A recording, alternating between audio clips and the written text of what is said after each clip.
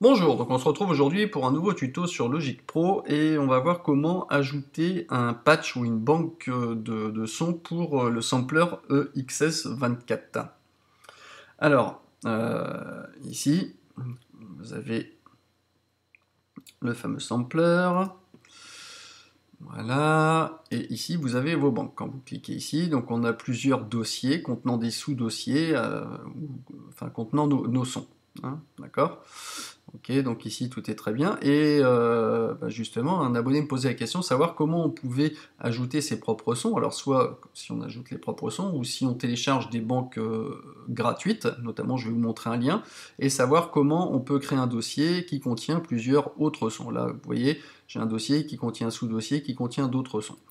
Alors, pour que ça fonctionne déjà, il va falloir qu'on quitte Logic Pro, ce qui ne va pas se rafraîchir tout seul. On va sur le site, notamment j'ai trouvé celui-ci, Logic Café, qui permet dans les downloads d'avoir des instruments pour Logic gratuits. Bon, qui valent ce qu'ils valent, hein, mais bon, c'est juste pour vous montrer.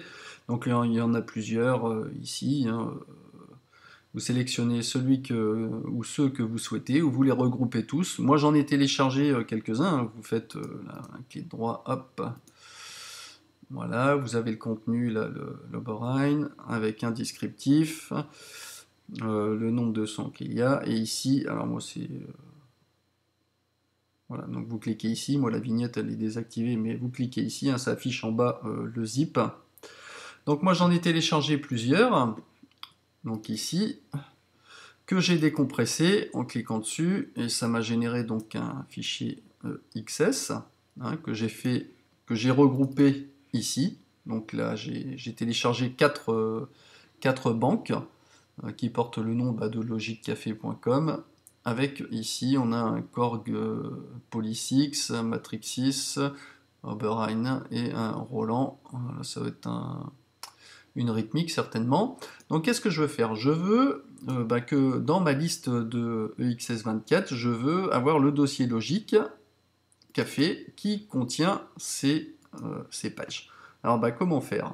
On va dans un premier temps dans Macintosh, vous allez dans la bibliothèque, application support, Logic, sampler instrument, et ici on retrouve en fait les dossiers hein, contenant des sous-dossiers avec nos fichiers. Qu'est-ce qu'on va faire? C'est qu'on va simplement le prendre et le glisser pour le mettre parmi les autres. Pas forcément besoin de le numéroter. On le met dedans, terminé. Maintenant, on va lancer Logic.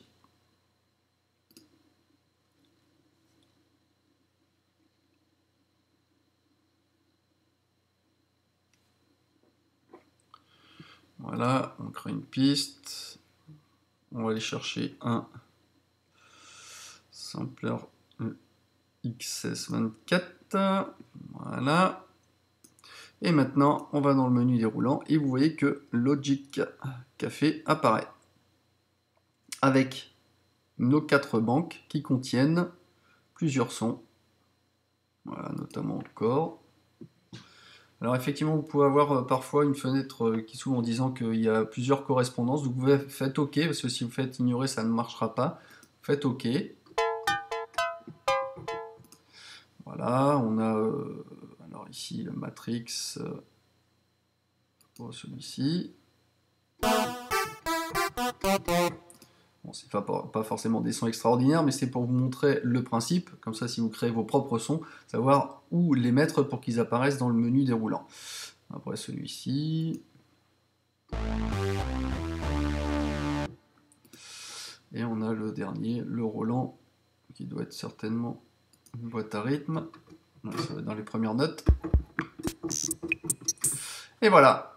Voilà comment on rajoute en fait un dossier avec des banques de sons et des patchs de sons. Tout simplement. Voilà, bon bah j'espère que ça répondra à la question de l'abonné et que ça pourra vous servir par là même. Et donc bah n'hésitez pas à me laisser un petit commentaire et je vous dis à bientôt pour de nouveaux tutos. Allez, ciao!